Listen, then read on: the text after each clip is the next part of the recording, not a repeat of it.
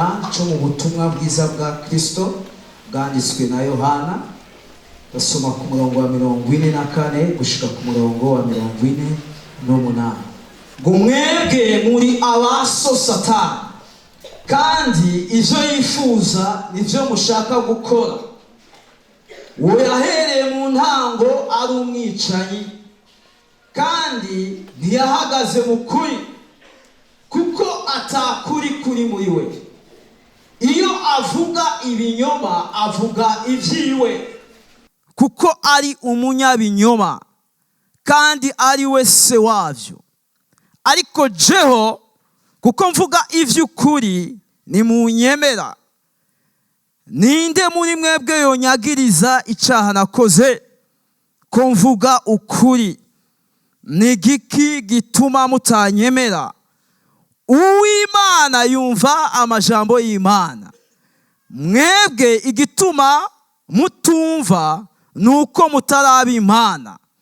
Abayuda baramwishura bati, none se nitwavuze ukuri ko uri umusamariya kandi kurimwo daimoni? Aya niyo majambo tugiye guhagararako. Rero nimba twumvirije neza, hari ijambo ryagumye rigaruka. Ijambo rivuga ngo turi mu ishuri. Haleluya. Amen. Ijambo rivuga ngo ukuri. Haleluya. Tugiye kwiga ijambo rivuga ngo ubuzima bwubakiye kukuri. Haleluya. Ubuzima bwubakiye kukuri. Ukuri ni iki? Haleluya. Ukuri ni ingene Imana yashatse ko ibintu bimera. Amen. Aho niho twovuga ko ukuri guhera. Ukuri guhera mu vy'Imana ishaka, kuko ivy'Imana ishaka nivyo biri vyo. Haleluya. Rero hari ingene Imana ishaka ko ibintu bimera mu mutima wawe. Hari ingene Imana ishaka ko ibintu bimera mu muryango wawe. Hari ingene Imana ishaka ko ibintu bimera muri kazoza kawe. Mu magara yawe hari ingene Imana ishaka ko ibintu bimera. Ukuri ni integuro y'Imana. Ivy'Imana ishaka nivyo vyo, niko kuri. Haleluya. Yesu ashimwe. Amen. Nico gituma nimba vy'ukuri, haleluya, ukuri ari ivy'Imana ishaka, cyumva yuko ubuzima bwacu bukwiye kubakira he? Kukuri. Une vie bâtie sur la vérité. Yesu ashimwe. Shengero, icatwishe nuko ubuzima bwacu twakuze twevoriwa, tugenda dukura, twuzuza imyaka, tugendera mu vy'Imana idashaka, tugendera mu birushanye n'ivy'Imana igomba. Mu yandi majambo twari mu kinyoma. Haleluya. Nico gituma bivuga ngo nta mahoro ku munyavyaha. Osironta ubuzima bwawe budafatanye n'ukuri, budafatanye n'ivy'Imana yageze, budafatanye n'ivy'Imana ishaka, n'amakuba, nta tiro, nukonda, nukumererwa nabi. Haleluya. Twagendeye mu kinyoma imyaka myinshi, turonda gushika abatubona bavuga ngo bari abasore bagwaye imigera. Natwe twakwiraba tukabona umenga tugwaye imigera. Aho tuja kwipimisha bakatubwira ngo murakomeye, ntituvyemere. Katubwira ati mwabaganga mwe muratubesha, twishwe n'ikinyoma. Suzuma aho ubuzima bwawe bwubakiye. Isi ifise ivyo yerekana ko ari vyo, kandi ubiravye umenga nivyo, mugabo inyuma yavyo hihisha ikinyoma. Nawe ugatarukiramo ngo ndi mu bintu vyo, mugabo kubera inyuma hihisha ikinyoma, ugasanga umuntu ugenda yonda, umuntu agenda apfa. Kandi iyo umuntu atikanguye arapfa bagahamba. Ariko Imana ishimwe ku bwa Kristo Yesu. Haleluya. Turashaka gukomera umwami wacu amashi. Ubuzima bwubakiye kukuri. Ukuri ni iki? Ukuri ni ivy'Imana ishaka. Mbega uri mu vy'Imana ishaka? suzuma aho uri kurubakira. Haleluya. Bigeme muri hano ntimwubakire ku nyambaro z'isi. Bapapa muri ngaha ntimwubakire ku majambo y'isi. Umugabo Bibiri ivuga ngo ni isi ivuga ngo ni igiti kiturirwa. Ugasanga umugabo no mu rugo ni igiti kiturirwa. Urugo rugasambuka kuko ari mukuri kw'isi, inyuma yako ni kinyoma. Haleluya. Amen. Turakeneye ubuzima bwubakiye kukuri. Esa shimwe. Haleluya. Rero ijambo twasomye, Kristo ariko aganira n'abafarisayo. Hari deba ya Kristo n'abafarisayo n'abanyabwenge b'ivyanditswe. Kuko Kristo Yesu amaze kuza ntibamwemeye. Ivyo yavuga ntibavyemeye. Mwabonye umurongo twahereje ko, umurongo wa 48. Barabwira Yesu, baramwishura bati none ntitwavuze ukuri ko uri umusamariya kandi urimo dayimoni?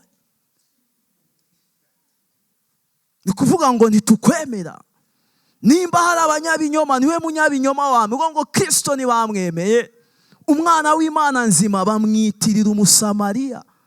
Kristo umwitande ni umusamariya, nuwaho inyabiraba. Twaronse umwami w'abami. Kristo si umusamariya.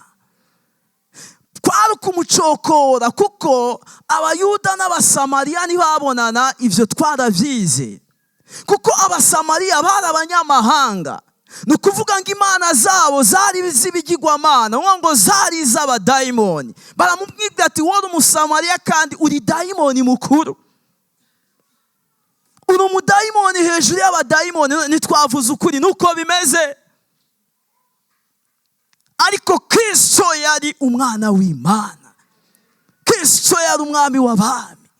Kugera aho twahuye na Kristo, haleluya, imibereho yacu irahinduka. Babandi bavuga ngo bagiye gupfa, imisaya itangura kumera neza. Madame Yamara ifoto yanje umunsi nabatizwa ambwira ati none mzee byari bimeze gute? Wariho ni wariho. Tidabora aha hantu warihe? Wabatirijwe he? Ati ndakuraba warusigaje iminsi mike. Iyo foto n'abana barayiguye ko bavuga ati uyu ni papa, uyu ni. Ndamubwira ati oya biki iyo foto nukayereka abana. Haleluya. Haleluya. Rero shengero ico twoshimikirako nuko uyu munsi twomenya yuko ikinyoma kiva kuri wa mubi. Ikinyoma kiva kuri wa mubi. Yesu abivuga neza, aravuga ngo aha ku murongo tumwa bwiza bwa Kristo gice bwanditswe na Yohani gice 8. Hari ahantu Yesu yavuze ngo Satani ngo niwe se. Ngo le ministère de Satan c'est le mensonge. Nta kindi gikorwa afise. Satani umuhamagaro wiwe ni kinyoma. Niwo muhamagara afise. Nta wundi muhamagara afise. C'est sa stratégie. Niwo mukenyuro wiwe. Haleluya. Turabona mu itanguriro igice cya 3 umurongo wa 4, Satani atangura kubwira Eva ati habanamba ntimuzopfa. Ariko Imana yari yababwiye ko bazogira gute? Bazopfa. Rero tubona Satani niwe se w'ikinyoma. Ikinyoma cyanduruka muri we. Niwe yakizanye. Haleluya. Niwe yakizanye. C'est lui le père du mensonge. Umukenyuro wiwe ni kinyoma. Ministeri w'igikorwa ciwe ni kinyoma. Satani akoresha ikinyoma kugira ngo yice umugambi w'Imana. Nta kindi Satani akoresha ikinyoma kugira ngo yice ubuzima bwawe. Nta kindi akoresha. Ni kinyoma kugira ngo asambure urugo rwawe. Nta kindi Satani akoresha atari kinyoma kugira ngo ucanishemo n'uwo mubakanye. Nta kindi Satani akoresha atari kugira ngo asambure ivy'Imana yageze ku buzima bwawe. c'est lui le père du mensonge, niwe se w'ibinyoma. Yesu ashimwe, haleluya. Nico gituma mu butumwa bwiza bwanditswe na Yohana igice ca 10 murongo wa 10 haravuga ngo igisuma nikizanwa n'ikindi. Igisuma, Yohani 10 murongo wa 10, igisuma ntikizanwa n'ikindi atari ukwica no gutikiza. Nayo jeho nazanywe no kugira ngo zironke ubugingo kandi ziburonke ari umusesekara. Satani ngo nta kindi camuzanye atari ukwiba, ukwica no gutikiza. Murumva? Kwiba, ukwica no gutikiza. Intumbero ya Satani ni ukugufuta, ni ukugukuraho. Ubundi Satani nta mikino, yaje agomba gusambura ivy'Imana yashinze, gusenya umugambi w'Imana ku isi, ku bantu bayo, ku vy'Imana yashizeho. Sukubitotahaza gusa canke kuvyonona, ariko ni kubikuraho. Ariko Imana ishimwe, igiti kirakurira mu babaji. Haleluya. Inkoko nizikura kubw'ikigongwe c'agaca, umugambi w'Imana uzohora uhamye. Ico Imana yavuze Satani ntashobora kugisenya. Ivy'Imana yakuvuze ko nukuri nivyo vyo. Niwemera ikinyoma ku buzima bwawe. Rero Satani nta kinda kwibisha, nta kinda kwicisha, nta kinda gutikirisha atari kinyoma. Ni kinyoma gusa. Par le mensonge Satani agomba kugukuraho. Bene data, ikinyoma ni kibi cyane. Nico gituma ubundi icaha kiragoye guha izina canke kudefinisa canke kuvuga mu majambo atomoye. Ariko bimwe mu vyaha Bibiliya yagiye iratomora, kuko Bibiliya ntitomora icaha mu buryo nk'uko Mpwemu w'Imana ariwe agenda atomora icaha muri twebwe. Mugabo ijambo ry'Imana muri bimwe ryagiye ryarasurinye ikinyoma, kubesha. Ngo hanze ngo hazoba, murongo uvuga ngo hariho abantu batazinjira mu bwami. Hanze ngo hazoba imbwa, abasambanyi n'ababeshi. Rero icaha, ikinyoma, ububeshi ni icaha kibi. Nico gituma Yesu abwira abantu ati murabaso wa mugwanizi, kuko ivyo umugwanizi ashaka nivyo mushaka gukora. Yamye ari umwicanyi kuko atakuri kuri muri we. Satani ni umwicanyi kuko ashingiye ku kinyoma. Rero ikinyoma ni kibishengero.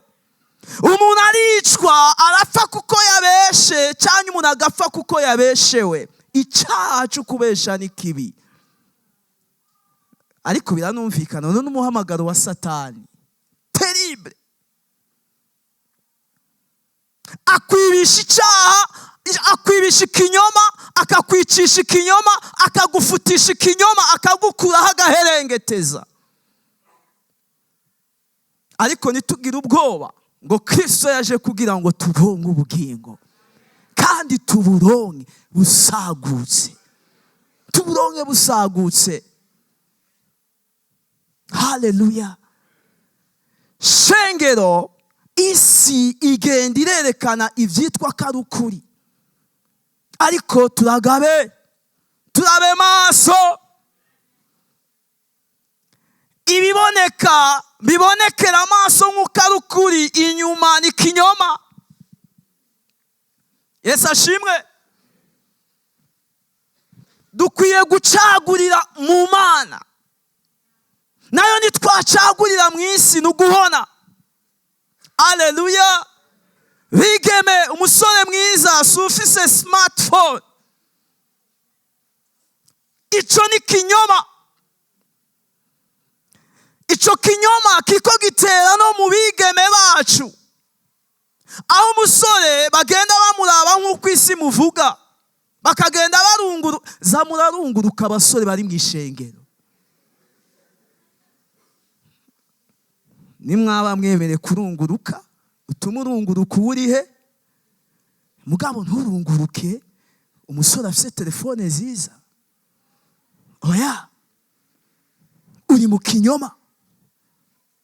Haleluya, Yesu ashimwe.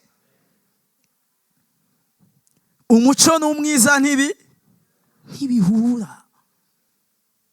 Haleluya, Yesu ashimwe. Bene data, vyose ntibiribwa. Ico gituma Paulo yandika ishengero, igice ca mbere c'Abikorinto, igice ca 6:12, ngo vyose ndavyemererwa, ariko si vyose bingirira ikimazi.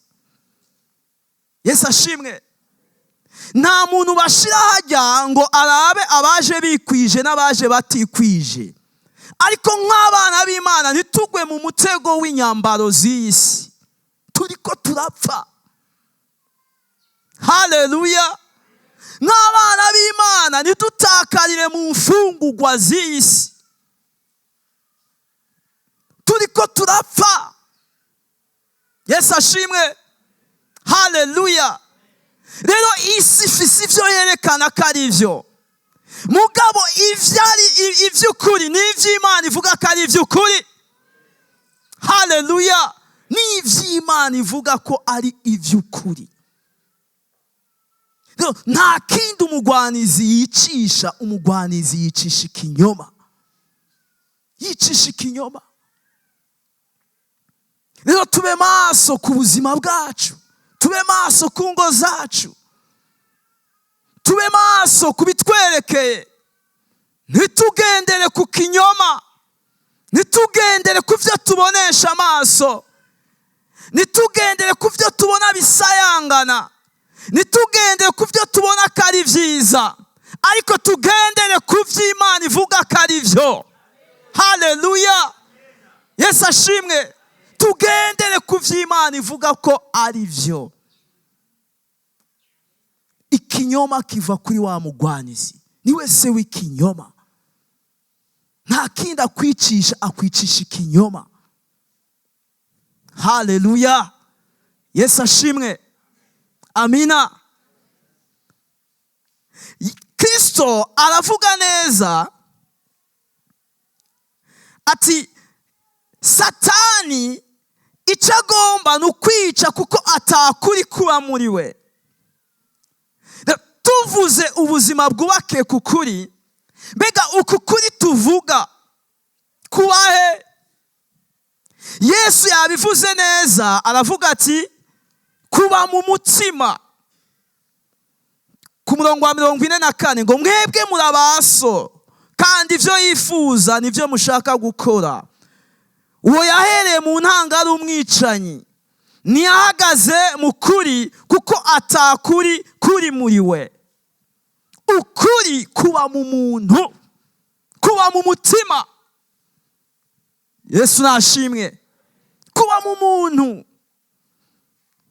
Amina. Turashaka gusoma Abanyefeso igice ca 4 umurongo wa 20 gushika ku murongo wa 24. Havuga ngo ariko mweho ntimwize Kristo mutyo, namba mwaramwumvise mukigishirizwa muri we, nk'uko ukuri ko muri Kristo Yesu kuri. Kubabwira ku vy'ingeso zanyu za kera, ngo mwiyambure wa muntu wa kera aboswa no kwifuza k'uruhendo, ngo mugahinduka basha mu mpwemu y'ubwenge bwanyu, ngo mukambara wa muntu musha yaremwe mu ishusho y'Imana, mu kugororoka no mu kuri. Haleluya. Ngo namba mwarumvise Kristo, ngo mukigishirizwa muri we, ngo nk'uko ukuri ko muri Kristo Yesu kuri. Amina. Satani yagambiriye gusambura ivy'Imana bisambuje ikinyoma. Nico gituma inyuma y'ibihe Imana igambira kubaka ivy'umugwanizi yasambuye, kubaka ubuzima bwawe na jewe, Imana ikoresheje Kristo. Yesu ashimwe. Satani akoresha ikinyoma kugira ngo asambure, ariko mu gihe gikwiriye Imana yarungitse Kristo, yarungitse ukuri. Cyo gituma Yesu yavuze ati ni jewe kuri. Haleluya. Uwakiriye Kristo aba yakiriye ukuri mu mutima wiwe. Haleluya. Ubuzima bwubakiye kukuri tubuvuga ryari? Nigihe ukuri kuri mu mutima wawe, nigihe wakiriye Kristo nk'umwami n'umukiza, ico gihe ukuri kuba muri wewe. Yesu nashimwe. Haleluya. Uyu munsi turashima kuko ukuri kubahe? Kuba muri twebwe. Yesu nashimwe. Ubutumwa bwiza bwa Kristo bwanditswe na Yohani igice 8. Ndashaka gusubira inyuma mu gice 8 umurongo wa 32. Kandi muzomenya ukuri, kandi ukuri kuzobaha kwidegemvya. Ni kitiki gitanga umwidegemvyo hejuru y'ikinyoma. Nukuri. Uko kuri si impanuro za onkle. Uko kuri si impanuro za mugenzawe, si impanuro z'umuvyeyi. Ukuri ni Kristo. Haleluya. Yesu ashimwe. None tukiri mu vyaha ntibaduhanuye? Twarahanuwe cyane. Baraduhanuye, baratubwiye ati mwe mw'abahungu mwe muraraba neza. Mwe mw'abahungu mwe ibyo muri mwo sivyo. We wamwigemewe, oya reba izo ngeso zawe. Nukuri wananiye abavyeyi, uramaramaje abavyeyi. Ujya hari ijambo risumba kubwirwa kumaramaje abavyeyi. Mugabo kubwirwa kumaramaje abavyeyi ntibihindura. Oya. Kubwirwa ati mwe nacu uzovamwo, ivyo ntibihindura. Ahubwo ushishikara kuba umuntu yananiranye. Ariko igihindura, iyo wakiriye Yesu mu mutima wawe, ukuri kukaba mu mutima wawe, haleluya, urazinukwa. Sinzi ko dutahura ijambo kuzinukwa. Burya ikikumenyesha ko wakiriye ukuri, wakiriye Kristo, ntuzurinde kubaza ngo mbega naramwakiriye cyangwa sinamwakiriye. Umuntu azokubaza ngo mbega ngo wakiriye Kristo wumva gute? Oya. Ego uzomwicari kumufashe, mugabo ikimenyamenya cyuko ukuri kwashitse mu mutima wawe, urazinukwa. Urabona kuzinukwa. Narisi umugenzi yakunda kutubwira ati narazinutswe inyama. Arambwira ati iwacu hamye ubukwavu nk'igihumbi. Ni jewe nabubaga misi yose kugera aho nzinukwa inyama. Ariko twebwe tuyikwege ni sawa, ariko tuzinukwa icyaha. Haleluya. Yesu ashimwe. Rero iyo Kristo Yesu aje muri wewe, ugira amaso y'imwemu, ukabona ikinyoma aho gihagaze. Yesu ashimwe. Haleluya. Nubu gitwagwa n'ikinyoma kuko ukuri kwaraje muri wewe. Yesu nashimwe. Haleluya. Yesu nashimwe. Turibuka kera aho wasanga ugendera mu ngeso mbi, ugasanga wakurikiye umwigeme ukamukurikiza ikinyoma. Ariko n'umwigeme kugira ngo akakwemera kubera utujambo dusosa. Bigeme oya suko, niwe vari utujambo dusosa. Umviriza ijambo. Yesu ashimwe. Uwimana yakugeneye ntazana amajambo y'ububeshi. Uwimana yakugeneye ntumwemeza nuko bakubwiye ko bagukunda. Uwimana yakugeneye umwemeza n'ijambo avanye ku Mana. Haleluya. Yesu ashimwe. Rero hari igihe umuntu akubesha wamuraba ukabona ko ariko arakubesha mugabo ukemera. None ntibibaho. Munyuma ugatangwa avuga ngo ariko je naye nabonye ko ariko arambesha. Narinda nyiba. Nari nabibonye. Oya. Narinda kwiba, narinda kubesha, narinda nsambanya burya je narabonye kujya muhungu ari umubesha. Ukuri kuba muri twebwe. Haleluya. Impwemu y'ukuri. Yesu abwira intumwa ati ndagiye kugenda mu butumwa bwiza igice cya 14 bwanditswe na Yohana. Ababwira ati hazoza umwitsa. Niwe mpwemu w'ukuri. Uwabisi bataronka. Ntibashobora kumuronka kuko ntibashobora kumumenya. Ariko mwebwe muramuzi. Niwe mpwemu w'ukuri. Niwe mpwemu w'ukuri. Ngo ukuri kubana natwe, ukuri kuba muri twebwe. Satani ngo ni umwicanyi kuko atakuri kuba muri we. Rero ubuzima bushingiye ku kuri butangurana na mpwemu w'Imana muri twe. Ngo niwe mpwemu w'ukuri. Aho rero tugenda nk'abazi, tugenda nk'abamenya, tugenda nk'abatahura. Nituba tugitwagwa n'ibitari vyo. Isi n'ibikidutwaza amayeri ya wa mugwanizi. Nituba tugitwagwa n'ubugunge n'imikenyero ya wa mugwanizi. Ariko tugendera mu kuri. Tugendera mu kuri. Niwiyumvire ngo mbe basha jewe nzobimenya gute? Ufise mpwemu w'ukuri. Niwiyumvire ngo mbega ngo nzomenya ko akazi ari akukuri canke ari akikinyoma gute? Uzovyumva. Uzovyumva. Dufise mpwemu w'ukuri. Niwiyumvire ngo mbe basha kazoza kanje kazoba kameze gute? Mpwemu w'ukuri niwe akubwira yuko imbere ari heza. Yesu nashimwe. Haleluya. Rero ico ni kintu ca mbere, ubuzima bwubakiye kukuri, naho Yesu mu mutima wawe ari ukuri. Aho widegemvya kuko wamenye ukuri. Shengero ukuri barakumenya. Ngo namba mwaramwumvise niko twasomye ngo mukigishirizwa muri we.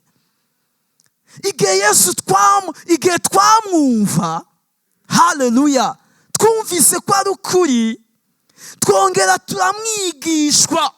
Tumaze kumwigishwa tuba abana b'ukuri bagendera mu kuri. Rero ukuri barakumenya.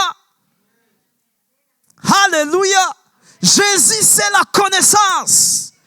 Nukuri umenya ni jambo wumva ukarimenya. Amina. Yesu nashimwe. Hosea mu gice cya 5:6 turavuga ngo ubwoko bw'Imana ngo bwishwe nuku kutamenya. Rero twagiye twicwa n'ivyo tutazi. Ndibuka ingene twanka bakizwa. Umukizwa mukiruka ukagomba kumugirira nabi, ukamwambika ibara, ukagenda umuvuga nabi, umwambika ibara, ariko nitumenye yuko turi mu kinyoma, nituramenya. Kuko burya umuntu yakiriye ukuri araryamanya ibanga. Yesu nashimwe.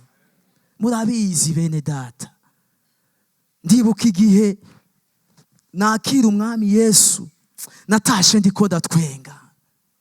Inyuma y'imyaka 10 mpagaze mu kinyoma, mbona ko ngiye guhona, mbona ko ngiye gupfa. Ariko maze gupfukama bakambwira ngo akira umwami Yesu araguhindurira ibihe, araguhindura amateka. Ako kanya ntangura gutwenga. Mvaho ndamwakire ndinda nshika muhira ngitwenga.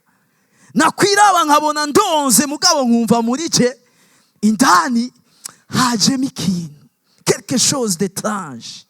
Haleluya. ukuri kwaje muri jewe, umunezero waje muri jewe, amahoro yaje muri jewe. Ubuzima bwubakiye kukuri n'ubuzima burimo umunezero. Ntushobora kuba mu kinyoma ngo ugire umunezero, kugera aho uhura na Yesu muri wewe ukagira umunezero, ukagenda uroranirwa, ukagira amahirwe, ukagira umugisha. Imana ikakwemera, n'abatakwemera bakakwemera. Umuryango wawe uvuga ngo ni kijuju ntaco azovamwo, twaburiye hejuru, bakavuga ati dufise umwana. Uwapfiriye hejuru akitwa umwana. Turi abana b'Imana. Haleluya. Turashobora gukomera umwami wacu amashi.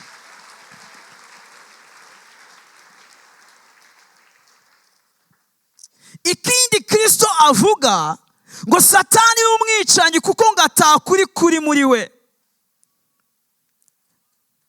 Aha ku murongo wa 44, turasubira mu murongo wa 44, ngo mwebwe murabaso Satani kandi ivyo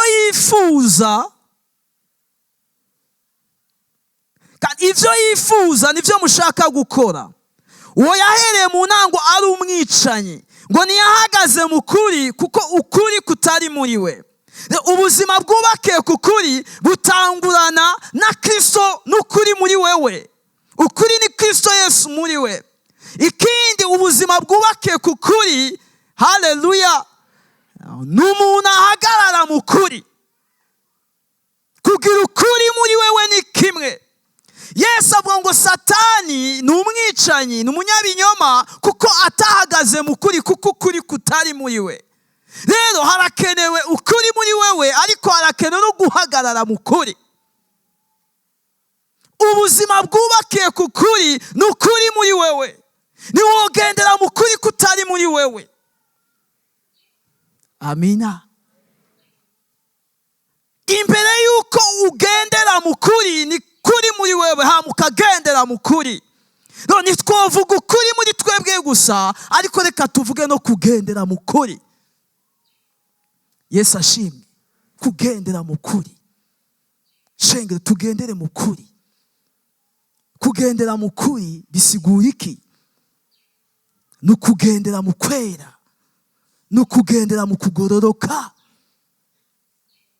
Haleluya. Ndakunda iyi passage kuko Yesu yavuze ijambo rikwiye kuturanga. Yesu arabwira abafarisayo ati ninde yonyagiriza icyaha nakoze? Hari uwo gavuga ko nko mu muryango, nko ku kazi, nyuma y'agakiza hakagera igavuga ati ubu hari uwonyagiriza icyaha nkora. Iri jambo rirakomeye cyane. Umuntu w'ukuri agendera mu kuri. Kugendera mu kuri ni ukugendera mu bigororotse. Kugendera mu bigororotse ni ukugendera kure y'icyaha. Ngo ninde yonyagiriza icyaha nakoze?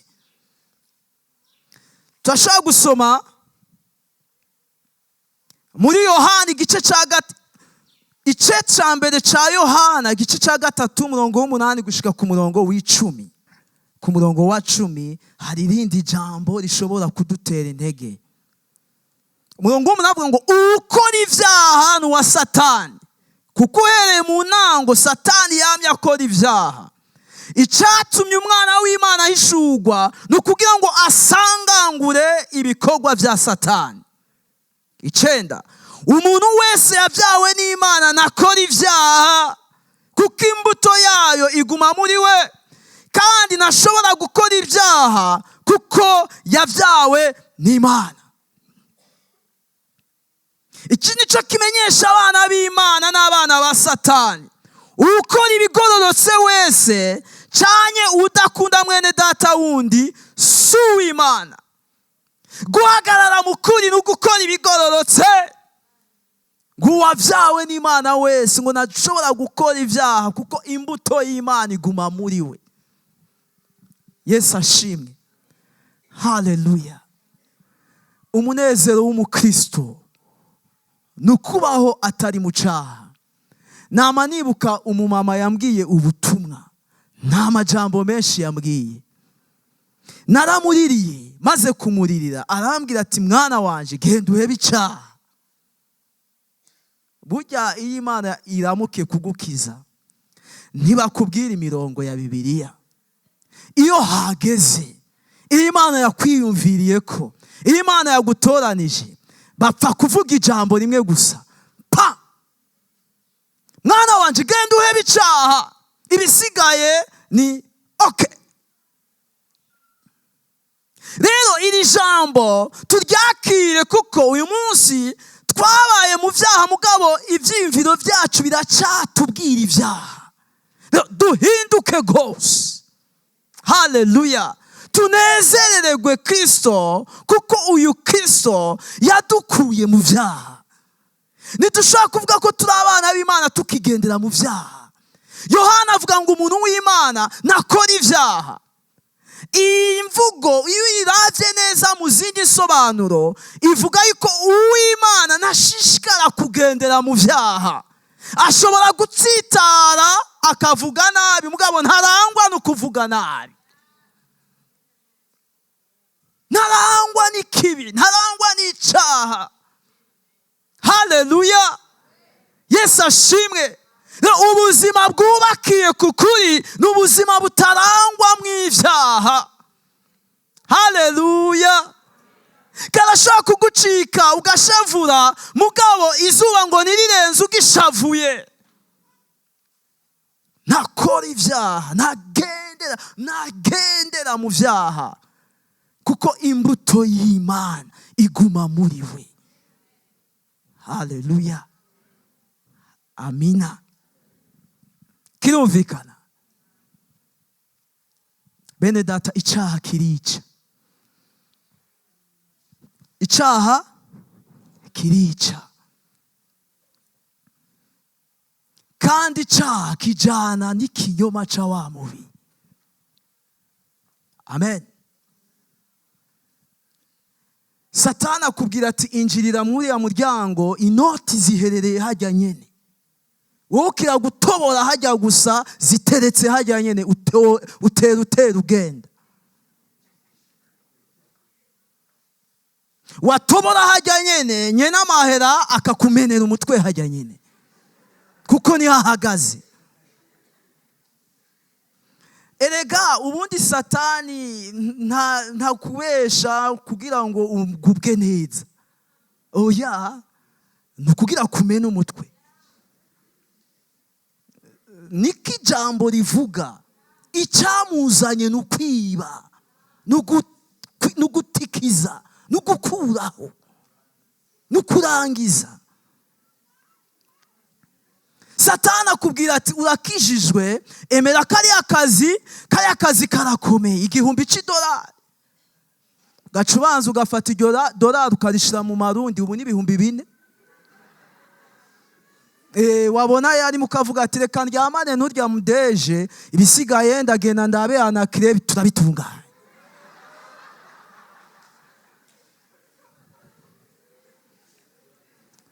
Uratunganya mugabo wahakuye intama yiruka. Ushaka kwakura inda, ushaka kwakura umugera, ushaka kwakura virisi dahera. Imana bene data nticokogwa. Mu Baheburayo avuga ngo iyo dusubiye mu vyaha twaramaze kumenya ukuri, ikimazi c'icyaha naco kiba kikimaze. Ntikiba gikwiye kuvuga iki kimazi c'icyaha. Ikimazi c'icyaha gikwiye kuvuga ku mupagani, ariko kuwasohotse bamenye ukuri, ikimazi c'icyaha naco kiba kikimumariye. Icyaha ni kibi. Satani nimba akubwira ati iriya noti wewe yige, uragenda ku mukozi w'Imana biratungana. Hari gutakura inkoba zose. Nuko c'est la stratégie, mission ya Satani. Igikorwa ciwe ni kinyoma, n'ubugunge, ni n'ubugunge. Satani nta bwenge afise. Uyu munsi mba warakiriye Kristo, c'est toi le sage. Ni wewe munyabwenge Imana yemera. Satani nta bwenge afise amayeri. None amayeri n'ubwenge n'igiki kirya ikindi? N'ubwenge. Somme sage. Haleluya! Turabanyabwenge kuko bwenge yaje kuba muri twebwe. Haleluya! Ntiturabayobera, ntiturabazimira. Byari bibishe kera, kuko kera biyavuga ngo tugenda ku murango dukabakaba. Burya umunyabyaha, ijambo ry'Imana rivuga ngo ku murango arakabakaba. Agenda ku murango akabakaba, ariko burya ukabakaba ijoro. Ariko umunyabyaha ageranya nk'ukabakaba. Twe ntidukabakaba. Ntukabakabe. Gendana ubwenge. Gendana n'abanyabwenge. Kuva mu cyaha niko kuba umunyabwenge. Haleluya. Niturya indya z'umugayo. Oya, nitwigurishe. Imana iguhezagire. Haleluya. Ubuzima bwubakiye kukuri n'ubuzima butari mwicaha. Yesu ashimwe. Imana ibahezagire. Ahantu wamenga twobandanya mugabo. Imana ihishure byinshi. Jewe ikintu cagiye kindemesha kuko burya hari ahantu twaciye ku buryo bigoye kuvuga ko we wakijijwe. Kweli? Hey, hamwe bagusha no kugusanga mu ishengero bakakwagiririza imbere y'ishengero kwera baza amateka yawe. Inzugi wamenye sinye. Ivyo wononye ni vyinshi. Mugabo Jésus a réparé. Jewe icage kindemesha hamwe na kahise nuko nagiye nicara ngasanga ndangicaha. Mu vy'agakiza wiyevariwe, wigirire suivi et evaluation. Wikurikirane urabe naho ugeze. Ikikwemeza kuri kumwe n'Imana uzosanga wankicaha. Ntuje kubaza iby'amajipo maremare magufi, oya. Uzosanga wanka icaha. Nibihagaze ku mishatsi wakupye, nibihagaze ku majipo wamanuye, oya. Ni wicara ukavuga ati ariko jewe iyo bija hose, jewe ndangicaha, uri umuntu mwiza w'Imana. Rero ico cage kindemesha uko navuze ati uko biri kose naho amateka yanje CV yanje yari yaranduye jewe nangicaha. Ça suffit. Nguyu na madame kugira nyemere burya vyaciye kure. Ndamubwira ati je ndakijijwe ndaho hepfo muri Minevame ati toya. Ariko abigendeje asanga Yesu naramumize. Asanga naramumize wese. Arabarikiriza baramubwira ati nivyo yamanye ingeso mbi mugabo ubu n'umuntu w'Imana. Hagere kuvyo kumuresha arambwira ati tisha. Ndamubwira ati ni kw'Imana yagize si jewe. Bukeka baravuga ati nivyo bya bintu nivyo. Haleluya. Dukuri icaha mu buzima. Imbuto y'Imana ngibonekerera mu bigororotse. Amen. Rero ubuzima bwubakiye kukuri n'ubuzima butari mwicaha. Ikigira kabiri, Yesu yavuze ngo umuntu w'Imana ngo yumva ijambo avuga ngo ninde yonyagiriza icaha nakoze, ngo mwebwe nimunyemera kuko mutemera amajambo yanje. Haleluya. Ku murongo wa 47 ngo Uwimana yumva amajambo y'Imana, ngo mwebwe igituma mutumva nuko mutarabi Imana. Uwimana yumva amajambo y'Imana. Ubuzima bushingiye kukuri rimwe n'ubuzima butari mwicaha, ariko kandi n'ubuzima bugenda bwemezwa n'ivy'Imana ivuga. ari abantu bavuye mu caha mugabo ubuzima bwabo buracashingiye ku kinyoma atavyaha bakora. Ils se laissent influencer par le monde. Ivyo Imana ivuga ivyo Satani agenda avuga birabakonvenka, ariko reka kwemezwa kwawe kugende kuva mu vy'Imana ivuga. Satani ni umunyabinyoma, c'est le stratège, akoresha amayeri. Arabona ko avuye mu caha, ejo akakongora akakubwira ati ariko wibuke ko iwanyu mutavyara. Umuntu akabaho yarakijijwe mugabo wamuraba ukabona isura yiwe iracuzuye umubabaro. Ariko dukwiye kurangwa n'umunezero. Ntidushobora kurangwa n'umunezero igihe Satani yatwemeje ko tutazovyara. Satani akakubwira ngo warakijijwe mugabo mwibuke ko iwanyu mutaramba, ku myaka 40 muba mutaje. Umuntu aho kunezerererwa ibya Yesu, Satani yaramuganije n'ikinyoma. Uw'Imana yumva amajambo y'Imana. Ubuzima bwubakiye kukuri n'ubuzima bureka bukanduzwa n'ijambo muri vyose. Ijambo rikwanduze muri vyose. Haleluya. Yesu ashimwe. Satani akavuga ati warakijijwe mugabo wibuke ko iwanyu amashuri adahera. Ibuka Karori, ibuka Naka, barayataye nawe nuzoheza. Niwakira ivyo ari vyo vyose, reka wanduzwe n'ijambo. Reka ijambo rikwa influence muri vyose. Reka ijambo riguhindure muri vyose. Haleluya. Imana ibagiriye neza shengero. Imana ibagiriye neza.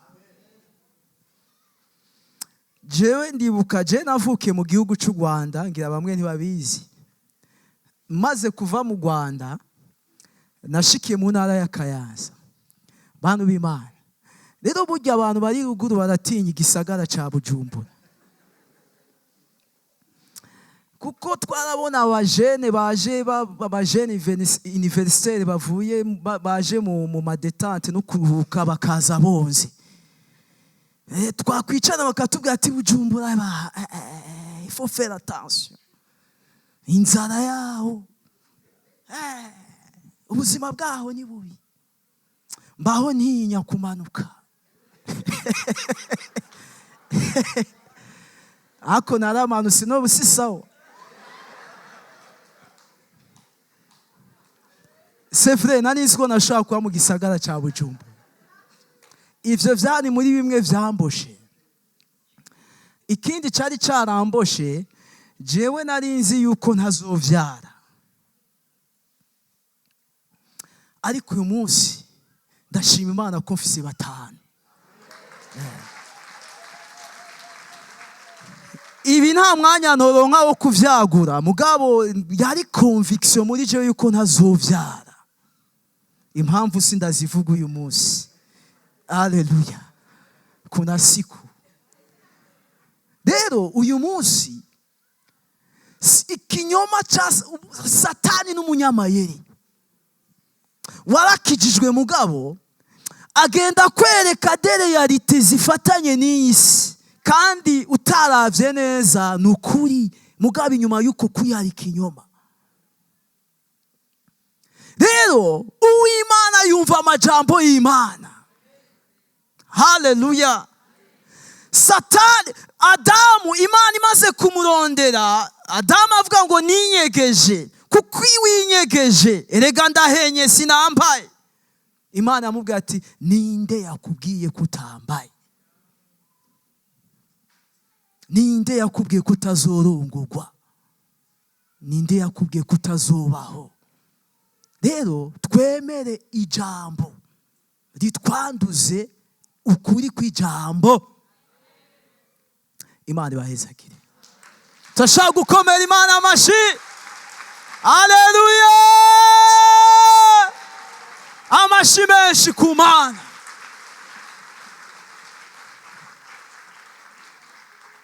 Turashaka kuvyaguruka dushima Imana. Ubuzima bwubakiye kukuri. icambere no kumenya ko ukuri kuva kuri wa mubi niwe se w'ibinyoma. Ubuzima bwubakiye kukuri ni ukuri muri wewe, ni Kristo muri wewe. Ubuzima bwubakiye kukuri ni uguhagarara kukuri kuri muri wewe, mu kugendera mu bigororotse, no kwemera ukuri kukaba ariko guhindura ubuzima bwawe muri vyose. Reka uduze ibiganza vyawe ubwira Imana ati Mana ndaguhaye icubahiro. Uvuga ati Mwami uri Imana igira neza, warungiswe nk'ukuri ngube mu mutima wanje, warungiswe nk'ukuri ngugendere mu mutima wanje. Uyu munsi ndahisemo guhagarara kukuri, ndahisemo kugendera mu kuri. Icyo Imana ivuga ni coco, ingene Imana yashatse ko ibintu bimera nivyo ngiye guharanira.